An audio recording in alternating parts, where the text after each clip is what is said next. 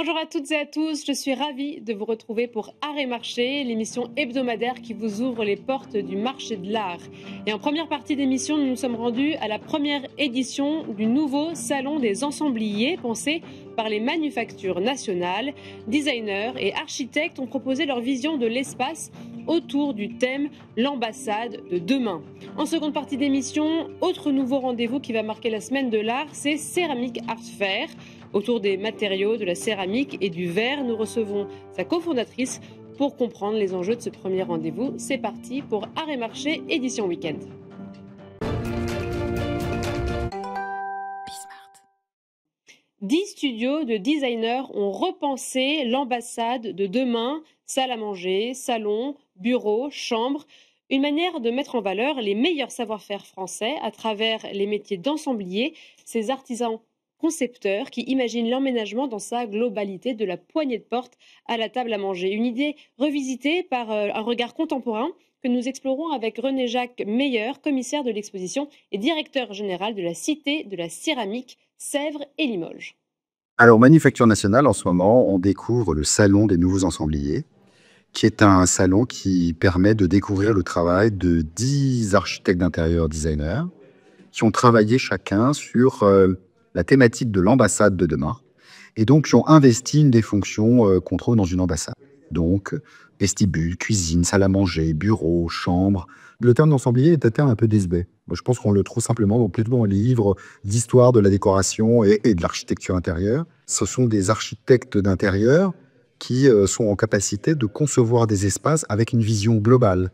C'est-à-dire de concevoir un espace qui va du mobilier jusqu'à la poignée de porte, de travailler la ciselure d'une moulure, de travailler la question de la lumière, des ambiances, tout ça pour constituer, je dirais, une forme de, pas d'art total, mais presque. Aujourd'hui, on est dans un retour des arts décoratifs, des savoir-faire, et donc l'ensemblier a vraiment cette légitimité d'assembler tout ça. On est dans un moment post-industriel où la question de la grande série, de l'industrialisation n'est plus tellement aujourd'hui la préoccupation majeure. On préfère produire peu, mais bien.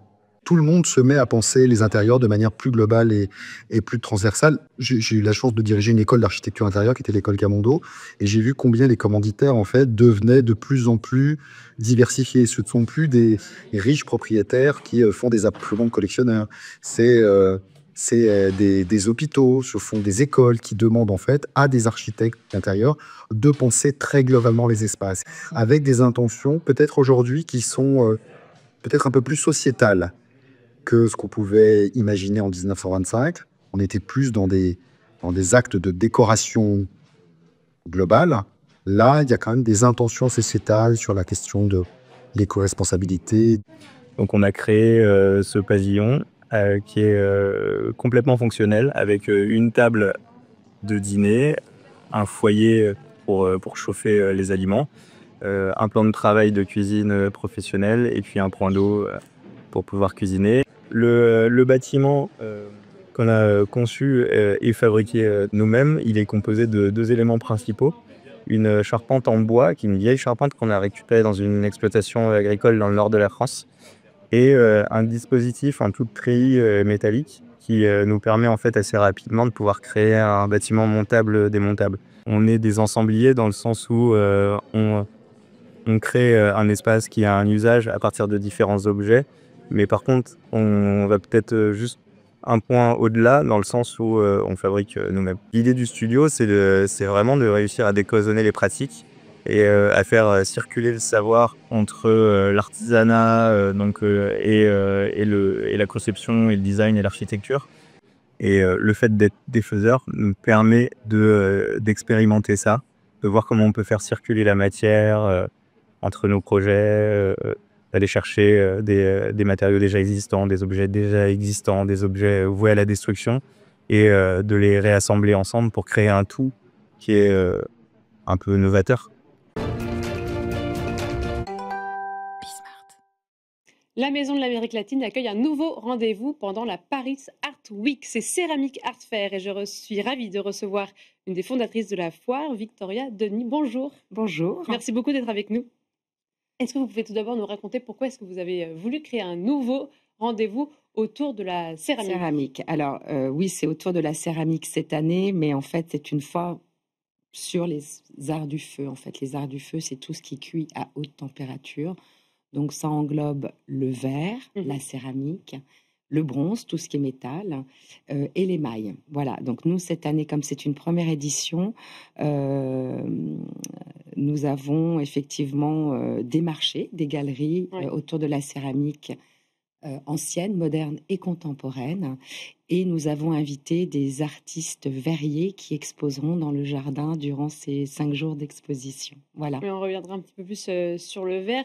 Mais pour vous, il manquait un événement comme ça autour de la céramique. C'est vrai qu'on a eu il y a eu quelques événements, etc., qui ont eu lieu. Peut-être vous avez envie de quelque chose de plus fédérateur. Quel était votre positionnement? Alors, on s'est rendu compte avec Hélène qu'il manquait cruellement une fois autour de ce médium qui a le vent en poupe depuis quelques années.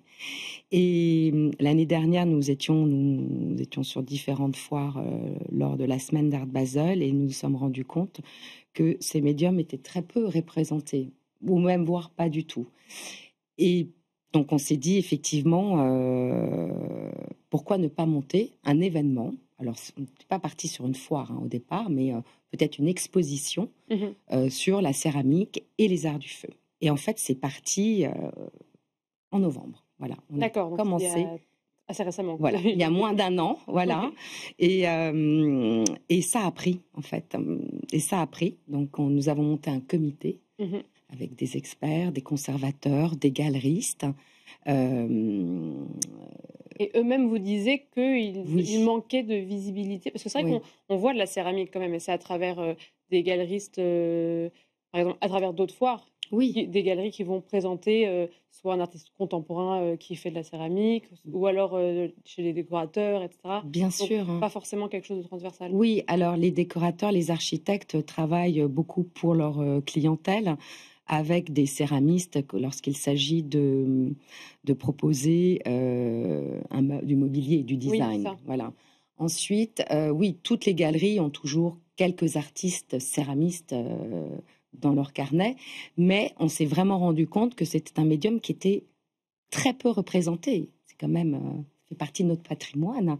Et donc voilà, on s'est dit pourquoi ne pas monter un événement autour des arts du feu.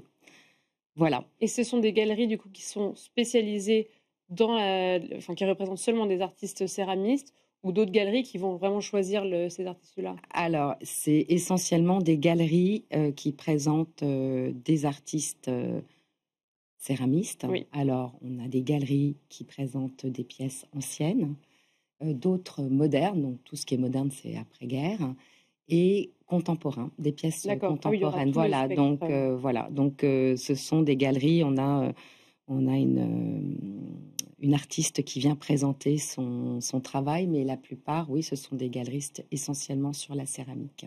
Voilà. Et un peu de verre aussi. Peu de verre. On a une galerie qui présente du verre à la Maison de l'Amérique latine. D'accord. Juste en termes de pratique, avant de revenir sur l'aspect marché, donc ces Maison d'Amérique latine, il y aura combien de galeristes? Combien de personnes on peut attendre? Comment est-ce que vous voyez les choses? Alors, et les spécificités aussi. Alors, en départ, donc, on a choisi la Maison de l'Amérique latine parce qu'on adore cet endroit. Donc, c'est dans l'hôtel de Varangeville. Donc, nous voulions effectivement partager des salons, parce que les salons sont assez grands, ils sont entre 30 et 50 mètres carrés. On s'était dit, comme c'est une première édition, on aura probablement du mal à louer des salons entiers. In fine, toutes les galeries ont loué un salon entier. Donc on s'est retrouvés avec 23 galeries, pour la plupart parisiennes, voilà, et qui viennent installer des grands salons dans ce lieu qui est magnifique.